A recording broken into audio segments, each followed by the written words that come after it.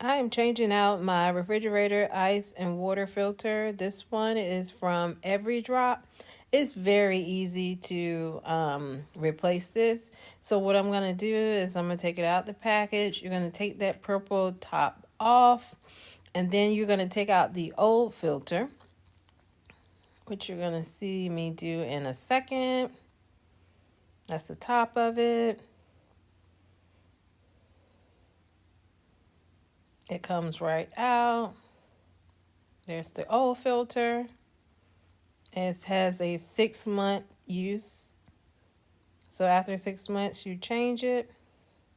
So it also has the arrows at the bottom to show you which way to put it in.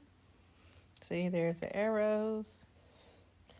So it's going to be that way. As soon as you push it in, you're going to hear it make a noise. And then you have to flush it with 4 gallons of water.